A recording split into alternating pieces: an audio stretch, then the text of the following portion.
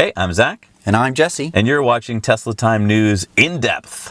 Or maybe out of our depth. That might be a better title.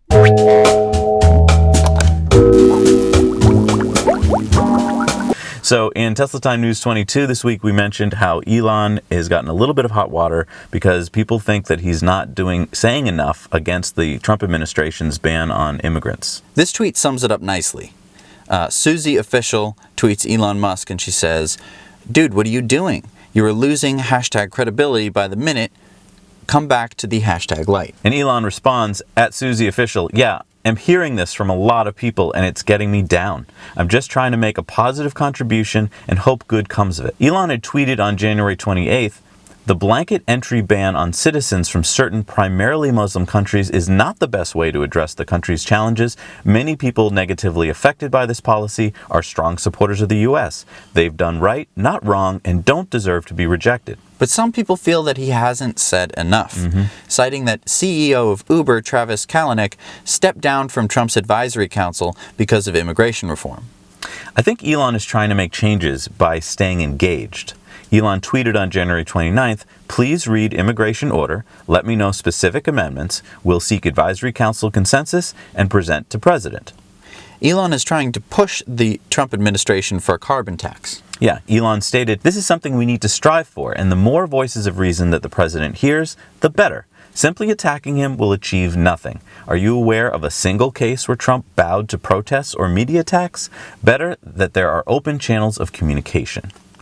And I mean, I think that Elon's point makes sense. If you just leave the council, then what was the point? It's kind of like, I started your council for 2 weeks, now I'm off your council because I don't agree with you. If you stay on the council, you get heard by Trump every week or every month when you meet with him, and he's, he might listen to you. He might not, but he's probably more likely to listen to something you say than if you just diss him. He's not the kind of guy who listens to you once you diss him. Right. I mean, I think that it's important to stay involved and to just be pushing for the things that are important and to not just sort of give up and leave in a huff. And I mean, Elon tweeted that he's against the immigration ban. It's not like he's going whole hog, to be pro-Trump on everything. He's saying what he feels, and I think that's a really better way to do this than to just disengage. Also this week, I saw Trump getting onto Marine Helicopter 1, what's it called? Marine Force 1, with his daughter, which means that he's listening to his daughter, and his daughter, we think, is a lot more liberal than he is, and might have had something to do with getting Elon on these advisory councils to begin with. Right. So if he's listening to his daughter, if he might be listening to Elon down the road, that's a good thing. Another thing I'd like to point out is that Elon's being very smart, I think, because if Trump stays buddy-buddy with him over the next 4 years, then there's a good likelihood that Trump is going to come to some factory opening, hop into a Tesla, go watch a SpaceX launch, and that's going to mean press. And what that's going to mean is that the millions of Americans that voted for Trump are going to start to see Elon, SpaceX, Tesla, solar panels on roofs, and they're going to start to go, "Oh, Trump likes this.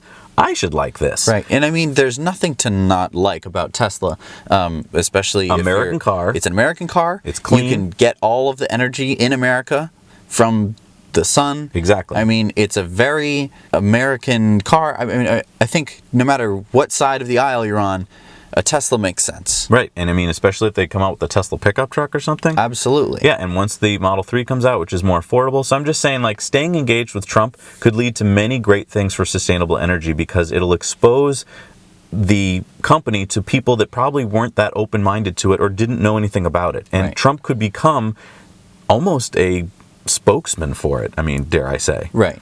Obviously, I mean, this can piss off some people who are very anti-Trump, and I can understand that.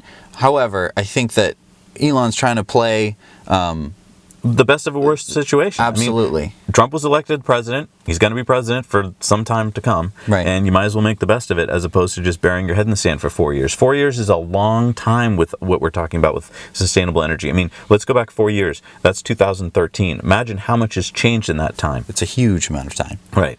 So in 4 years from now, we could be talking things that we're not even thinking about right now with all sorts of different cars and technological solutions. So I think he's being really smart to stay engaged. Yeah, I absolutely agree. Anyway, if you like this episode, which is kind of our going in depth on something, we're going to try it every week with stories that we feel take a little bit longer to explain. Please let us know in the comments below what kind of stories you'd like to hear and if you like this new format. we're really enjoying your comments. All right. Thank you so much for watching. This was in Tesla Time News, in depth. Or out of our depth. Out of our depth. We'll see what Bobby and Brent come up with. Yes. All right. Thank you so Thanks much for for watching. Please like and subscribe. Patreon. Like and subscribe and Patreon. Thank you. Like and subscribe and Patreon.